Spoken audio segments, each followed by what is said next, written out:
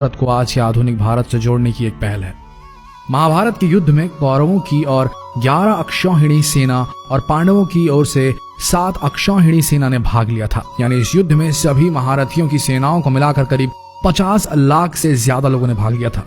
लेकिन ये अब सवाल उठता है कि इतनी विशालकाय सेना के लिए युद्ध के दौरान भोजन कौन बनाता था और कैसे ये सब प्रबंध करता रहा होगा।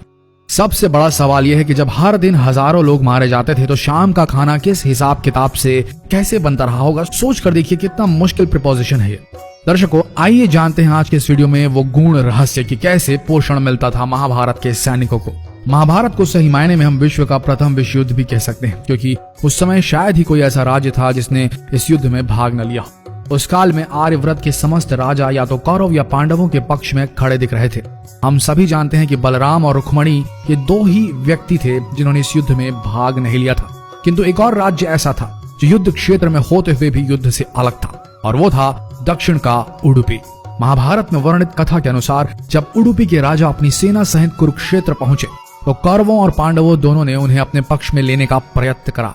लेकिन उडुपी के राजा बहुत दूरदर्शी थे। उन्होंने श्री कृष्ण से पूछा, हे माधव, दोनों ओर से जिसे देखो युद्ध के लिए लालायित दिखता है, किंतु क्या किसी ने सोचा है कि दोनों ओर से उपस्थित इतनी विशाल सेना के लिए भोजन का प्रबंध कैसे होगा। इस पर श्री कृष्ण ने कहा, महाराज, आपने बिल्कुल सही सोचा है।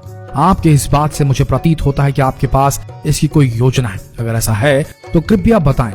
उसके बाद उडुपी के राजा ने कहा, सत्य तो यह है कि भाइयों के बीच हो रहे इस युद्ध को मैं उचित नहीं मानता। इसी कारण इस युद्ध में इच्छा मुझे नहीं है, किंतु युद्ध अब टाला भी नहीं जा सकता। इस कारण मेरी ये इच्छा है कि मैं अपनी पूरी सेना के साथ यहाँ उपस्थित समस्त सेनाओं के भोजन का प्रबंध करूं। इस पर श्री कृष्ण मुस्कुराते हुए बोले, महाराज, आपका विचार अति उत्तम है। इस युद्ध में लगभग 50 लाख योद्धा भाग लेंगे, और अगर आप जैसे कुशल राजा उनके भोजन के प्रबंध को देखेंगे तो हम सब उस ओर निश्चिंत रहेंगे। श्री कृष्ण ने कहा, वैसे मुझे पता है कि सागर जितनी इस विशाल सेना का भोजन प्रबंध करना आपकी और भीमसेन के अतिरिक्त किसी के लिए भी संभव नहीं है, किंतु भीमसेन इस युद्ध से विरक्त नहीं हो सकते। अतः मेरी आपसे यह प्रार्थना है कि आप अपनी सेना सहित दोनों ओर की सेनाओं के भोजन का भार संभालें। इस प्रकार उडुपी के राजा ने सेना के भोजन का भार संभाला। पहले दिन उन्होंने उपस्थित सभी के लिए भोजन का प्रबंध किया। उनकी कुशलता ऐसी थी कि दिन के अंत तक गिन के एक भी दाना बर्बाद नहीं होता था। जैसे जैसे दिन बीतते गए योद्धाओं की संख्या बहुत ही कम होती गई। दोनों ओर के योद्धा ये देख के आश्चर्यचकित हो जाते थे कि हर दिन के अंत तक उडुपी नरेश केवल उतने ही लोगों के लिए भोजन बनाते थे जितने वास्तव में उपस्थित रहते थे।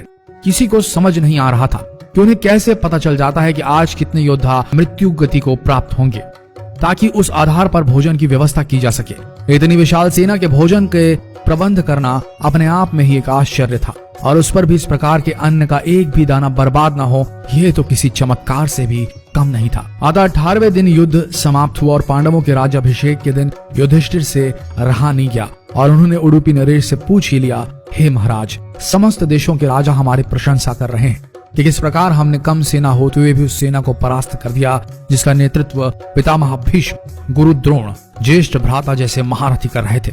किंतु मुझे लगता है कि हम सबसे अधिकांश प्रशंसा के पात्र आप हैं, जिन्होंने न केवल इतनी विशाल सेना के लिए भोजन का प्रबंध किया, अपितु ऐसा प्रबंध किया कि एक दाना भी अन्न का व्यर्थ न हो पाया।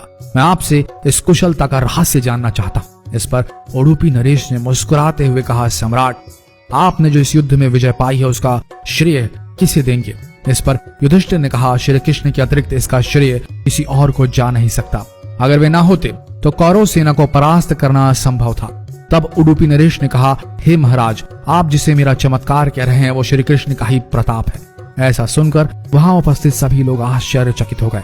तब उडुपी नरेश ने इस रहस्य से पर्दा उठाया और कहा, हे महाराज, श्री कृष्ण प्रतिदिन रात्रि को मूंगफली खाते थे।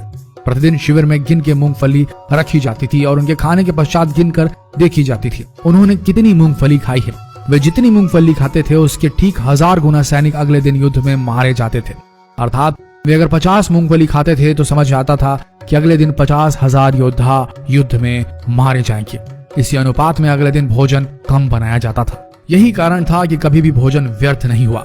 श्री कृष्ण के इस चमत्कार को सुनकर सभी उनके आगे नतमस्तक हो गए। यह कथा महाभारत के सबसे दुर्लभ कथाओं में से एक है। कर्नाटक के उडुपी जिले स्थित कृष्ण मठ में यह कथा हमेशा सुनाई जाती है। ऐसा माना जाता है कि इस मठ की स्थापना उडुपी के सम्राट द्वारा ही करवाई गई थी, जिसे बाद में श्री माधव आचार्य जी ने आगे बढ़ाया। तो दर्शकों, उम्मीद करते हैं कि आज की ये प्रस्तुति पसंद आई होगी आपको और आप समझ गए होंगे कि पोषण वही सही है जिसका एक दाना भी व्यर्थ न जाए। शायद आप इस गूढ़ रहस्य को समझ गए होंगे और अगली बार अपनी थाली में खाना छोड़ने से पहले सोचेंगे जरूर।